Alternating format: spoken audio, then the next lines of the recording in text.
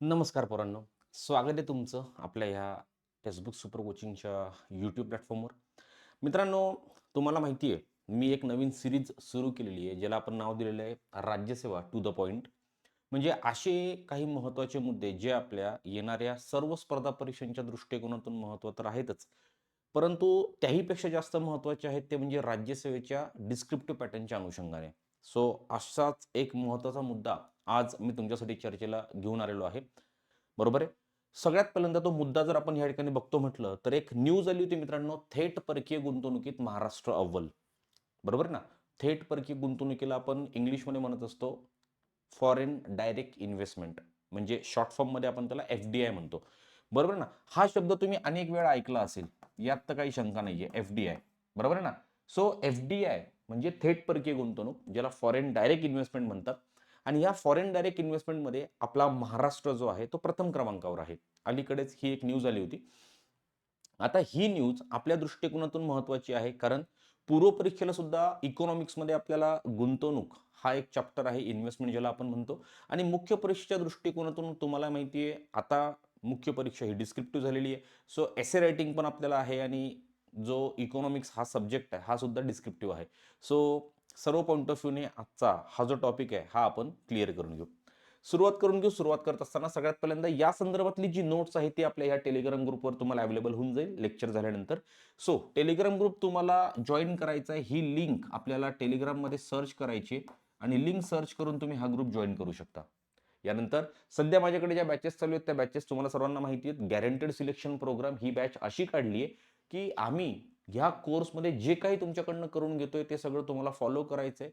किमान 90% तुम्ही फॉलो केलं तर तुमचं सिलेक्शन कन्फर्म होईल, कारण आम्ही त्या पद्धतीने तुमची तयारी करून घेतोय.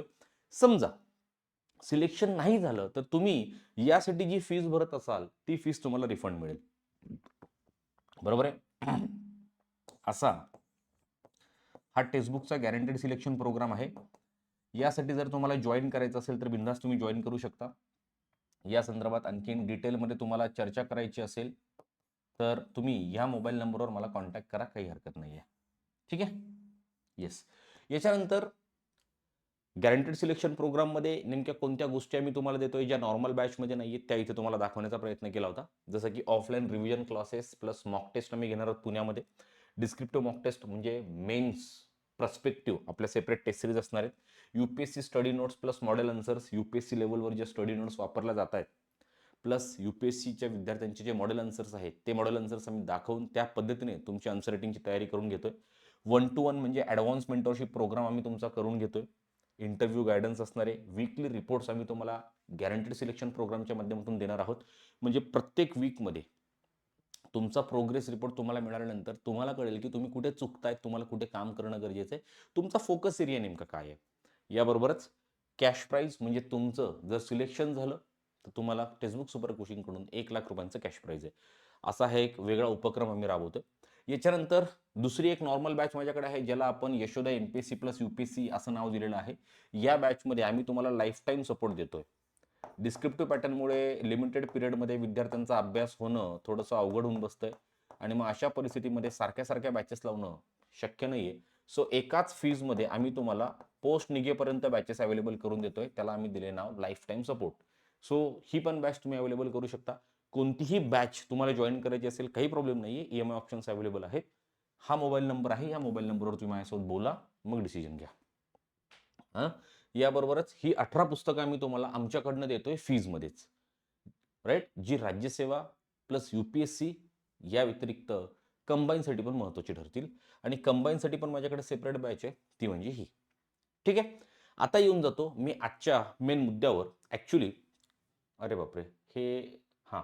आजच्या मेन मुद्द्यावर काही वेळापूर्वी एक न्यूज आली होती. त्या न्यूजमध्ये आपल्याला सरळ-सरळ त्यांनी सांगून ठेवलंय, की बाबा थेट परकीय गुंतवणुकीमध्ये महाराष्ट्र अव्वल आहे, म्हणजे महाराष्ट्र प्रथम क्रमांकावर आहे. तर पोरांनो, हे महाराष्ट्र प्रथम क्रमांकावर आहे, हे समजून घेण्याअगोदर एक थोडक्यात एक मुद्दा तुम्हाला समजून सांगतो. तो मुद्दा नेमका काय आहे तो समजून घ्या. बरोबर आहे? सर्वसाधारणपणे मित्रांनो, गुंतवणूक, इन्व्हेस्टमेंट सगळ्यात पहिल्यांदा हे समजून घेऊ. एकदम शॉर्ट बट स्वीटमध्ये तुम्हाला सांगण्याचा प्रयत्न करतो. इन्व्हेस्टमेंट ज्याला मराठीमध्ये तुम्ही गुंतवणूक म्हणतात.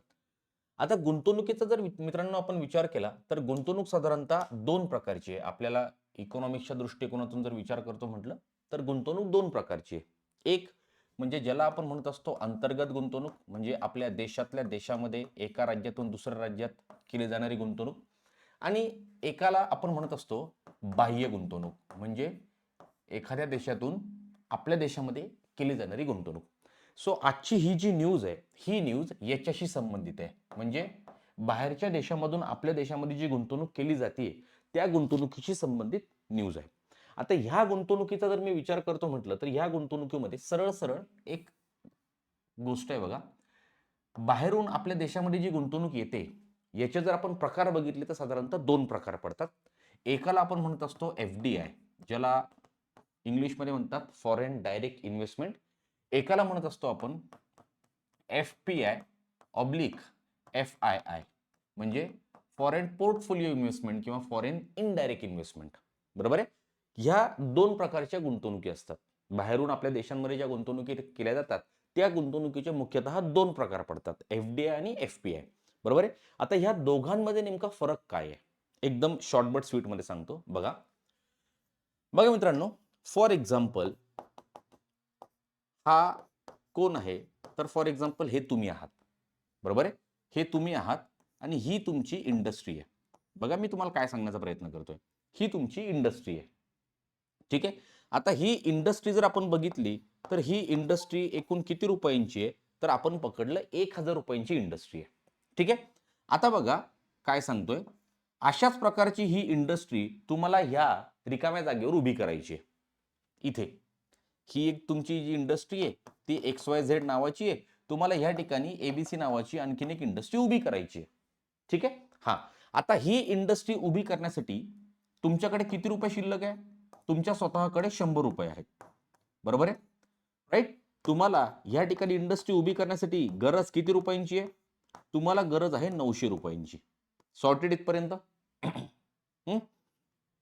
ही जी इंडस्ट्री आहे आपण पकडलं 1000 रुपयांची आहे. अशाच प्रकारची इंडस्ट्री जर तुम्हाला इथे उभी करायची असेल तर तुम्हाला किती रुपये लागणार आहेत? 1000 रुपये लागणार आहेत.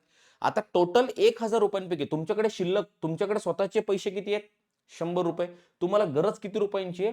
फॉर एक्झाम्पल 900 रुपयांची गरज आहे. बरोबर आहे. हा, आता ऐकून घ्या मित्रांनो. मग हे 900 रुपये तुम्ही कसे उभे करतात? हे 900 रुपये तुम्ही कसे उभे करतात? फॉर एक्झाम्पल तुम्ही लोन घ्याल, लोन घेऊन उभे कराल, किंवा फॉर एक्झाम्पल तुम्ही इन्व्हेस्टमेंट गोळा करून हे 900 रुपये उभे कराल. वेगवेगळे मार्ग आहेत, तुम्ही वेगवेगळ्या मार्गांचा वापर करून 900 रुपयांची तुमची गरज पूर्ण करताय. बरोबर आहे. फॉर एक्झाम्पल तुम्ही इन्व्हेस्टमेंटच्या माध्यमातून 900 रुपये गोळा करण्याचा प्रयत्न करत आहात. हा, इन्व्हेस्टमेंटच्या माध्यमातून. राईट. आता फॉर एक्झाम्पल या ठिकाणी इंडस्ट्री उभी करण्यासाठी तुम्हाला जेवढ्या रुपयांची गरज आहे या एकूण रुपयांच्या, बघा बरं मी तुम्हाला काय सांगतोय, जेवढ्या रुपयांची तुम्हाला गरज आहे ह्या एकूण रुपयांच्या 10% किंवा त्यापेक्षा जास्त रक्कम जर तुमच्याकडे ऍज अ इन्व्हेस्टमेंट म्हणून येत असेल तर त्या रकमेला आपल्याला म्हणायचं असतं FDI. त्या रकमेला आपण काय म्हणत असतो? FDI. मुद्दा क्लिअर झाला? गरज किती रुपयांची आहे? 900. 900 रुपयांच्या 10% किंवा त्यापेक्षा जास्त रक्कम ऍज अ इन्व्हेस्टमेंट म्हणून जर तुमच्याकडे येत असेल तर त्याला म्हणायचंय FDI. जर 10% पेक्षा, म्हणजे जेवढी तुम्हाला गरज आहे त्यापेक्षा 10% किंवा त्यापेक्षा कमी रक्कम जर तुमच्याकडे येत असेल तर त्याला म्हणायचंय FPI किंवा FII. एकदम शॉर्ट फॉर्म मध्ये सांगतोय, एकदम शॉर्ट ट्रिक्स आहेत. गरजेच्या 10% पेक्षा जास्त रक्कम FDI, गरजेच्या 10% पेक्षा कमी रक्कम FPI. संपला विषय. हा, आता ऐका थोडंसं पुढे. मित्रांनो, ज्यावेळेस तुमच्याकडे FDI येत असते त्यावेळेस FDI ही तुमच्याकडे लॉंग टर्म साठी येत असते. म्हणजे FDI च्या माध्यमातून जो पैसा तुमच्याकडे येत असतो हा जास्त कालावधीसाठी येत असतो. FPI च्या माध्यमातून जो पैसा तुमच्याकडे येतो हा कमी कालावधीसाठी येत असतो, ज्याला आपण शॉर्ट टर्म साठी येतो असं म्हणू शकतो. बरोबर आहे. त्याच्यानंतर FDI च्या माध्यमातून तुमच्याकडे जी अमाऊंट येत असते ही ह्यूज अमाऊंट असते, आणि FPI च्या माध्यमातून तुमच्याकडे जी अमाऊंट येत असते ही स्मॉल अमाऊंट असते. बरोबर आहे. यानंतर आता साहजिकच आहे, एफडीआयच्या माध्यमातून तुमच्याकडे जो येणारा पैसा आहे हा जास्त येतो. सो जो कोणी इन्व्हेस्टर आहे, जो तुमच्याकडे ॲज अ पैसे इन्व्हेस्ट करतोय, साहजिकच आहे त्याला सुद्धा काळजी असणार आहे. मग ज्यावेळेस तो पैसे इन्व्हेस्ट करतो, याबरोबरच तो नवीन टेक्नॉलॉजी सुद्धा तुमच्या इंडस्ट्रीमध्ये घेऊन येत असतो. सो एफडीआय येते, तर एफडीआय बरोबर पैसा तर येतोच, परंतु त्यासोबत नवीन टेक्नॉलॉजी सुद्धा येते. आणि एफपीआयच्या माध्यमातून जी गुंतवणूक येते, ह्या गुंतवणुकीच्या माध्यमातून नवीन टेक्नॉलॉजी येत नसते. जी तुमची जुनी टेक्नॉलॉजी आहे, याच टेक्नॉलॉजीमध्ये ही गुंतवणूक येत असते.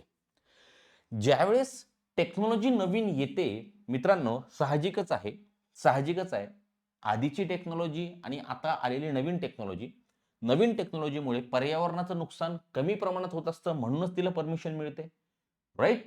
म्हणून या एफडीआयला दुसऱ्या शब्दामध्ये म्हणत असतात green field investment.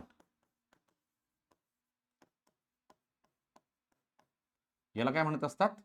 Green field investment. आणि एफपीआयला दुसऱ्या शब्दामध्ये म्हणत असतात brown field investment.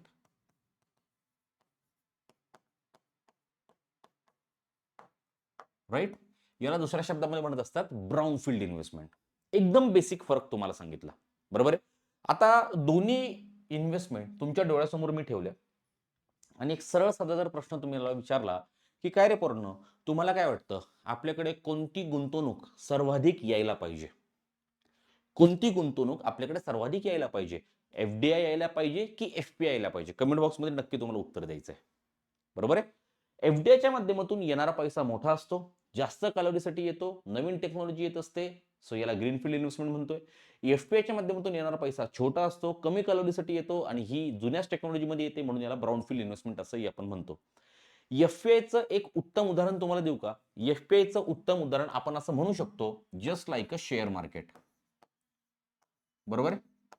Just like a share market म्हणजे एका मिनिटासाठी, एका दिवसासाठी, एका तासासाठी, एका महिन्यासाठी, कितीही कालावधीसाठी गुंतवणूक येऊ शकते. ह्या मिनिटाला गुंतवणूक टाकली, दुसऱ्या मिनिटाला तुम्ही काढूही शकतात. That is called FPI. परंतु इकडे एक ठराविक कालावधीसाठी गुंतवणूक येत असते, ठराविक कालावधीसाठी. सो ही गुंतवणूक आपल्यासाठी कधीही फायदेशीर आहे. क्लिअर झालं? आता जी न्यूज आलेली आहे, ह्या न्यूजमध्ये यांनी काय सांगितलंय? थेट परकीय गुंतवणुकीत महाराष्ट्र अव्वल. म्हणजेच काय?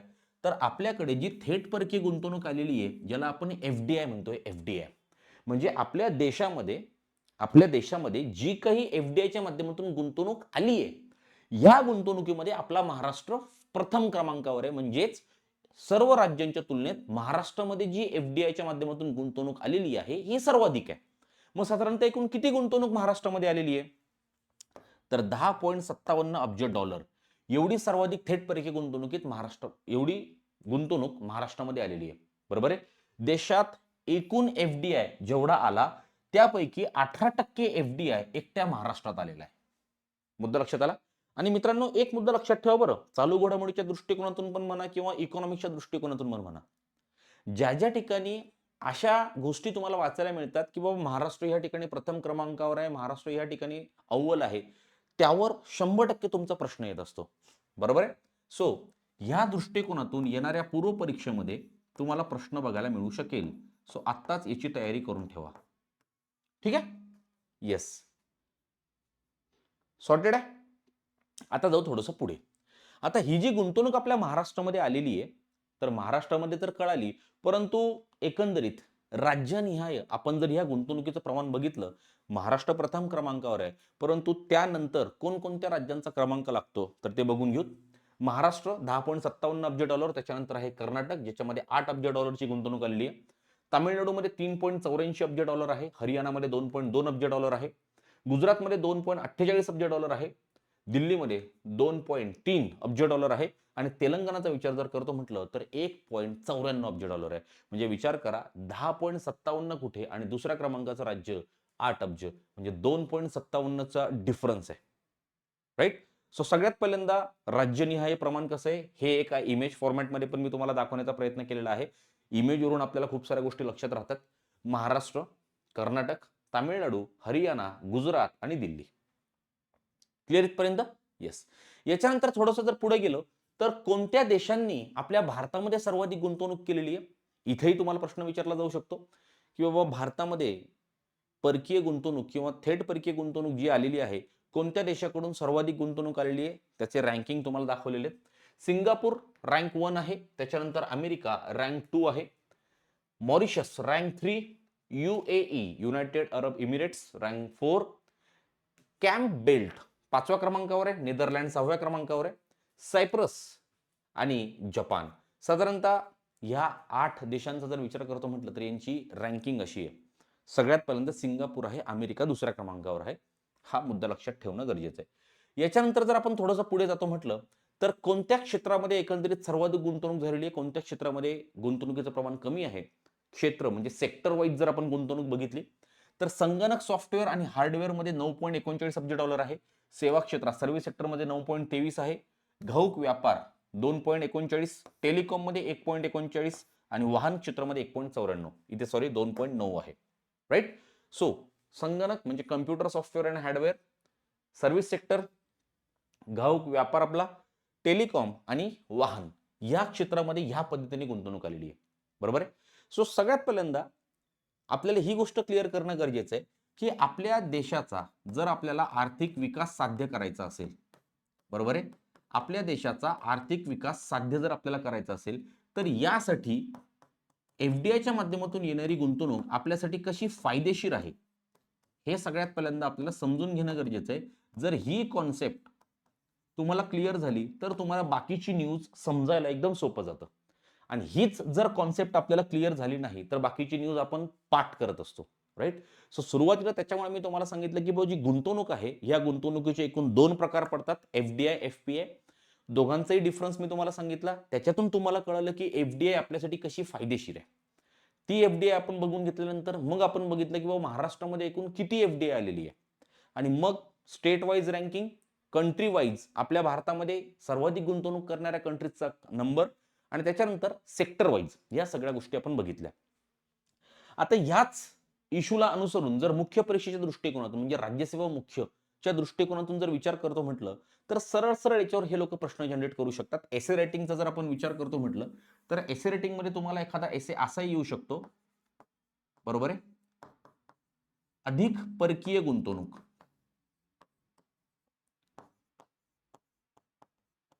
बघा, अधिक परकीय गुंतवणूक, अधिक संपन्नता. अधिक परकीय गुंतवणूक, अधिक संपन्नता. राईट. हे जरी आपण घेतलं तरी एसे रायटिंगच्या दृष्टिकोनातून एखादा इश्यू तयार होईल किंवा इकॉनॉमिक्स मुख्य परीक्षेच्या दृष्टिकोनातून इन्व्हेस्टमेंट या टॉपिकला जर आपण थोडंसं झूम केलं तर तुमच्या लक्षात येईल आपल्या देशाचा आर्थिक विकास साध्य करण्याच्या दृष्टिकोनातून गुंतवणूक हा एक पर्याय आपल्या समोर आहे. गुंतवणुकीच्या माध्यमातून कोणत्या प्रकारच्या गुंतवणुकीला आपण सर्वाधिक प्रोत्साहन देणं आपल्यासाठी जास्त फायदेशीर ठरू शकतं, स्पष्ट करा. असा पण एखादा प्रश्न तुम्हाला येऊ शकतो. जर असा प्रश्न आला तर सगळ्यात पहिल्यांदा जी गुंतवणूक आपल्या देशामध्ये येत असते ही गुंतवणूक कोणकोणत्या प्रकारात येत असते, त्याच्यामधले काय पॉझिटिव्ह एस्पेक्ट्स आहे, काय निगेटिव्ह एस्पेक्ट्स आहे हे आपल्याला माहिती पाहिजे. या कॉन्सेप्ट जर आपल्या क्लिअर असल्या तरच आपण ह्या प्रकारचे प्रश्न लिहू शकतो. सो अशीच तयारी आपल्या या सर्व पेड क्लासेसमध्ये होत असते. बरोबर आहे. मग तो गॅरंटेड सिलेक्शन प्रोग्राम असू द्या किंवा एमपीएससी प्लस यूपीएससीची बॅच असू द्या. सो अशाच प्रकारच्या तयारीच्या दृष्टिकोनातून जर आपली मेहनत करण्याची तयारी असेल तर आपणही ही बॅच जॉईन करू शकता आणि एका राईट अप्रोचने आपलं प्रिपरेशन सुरुवात करू शकता. सो या संदर्भात कोणतीही चर्चा करायची असेल, काही डाऊट्स असतील, माझा मोबाईल नंबर ह्या ठिकाणी देऊन ठेवलेला आहे, कॉन्टॅक्ट करू शकता. राईट. सो थांबतो आता. ही जी नोट्स आहे ही आपल्या टेलिग्राम ग्रुपवर अवेलेबल होऊन जाईल, तिथून डाउनलोड करून वाचून घ्याल. So thank you for joining this session. Have a good day and bye bye.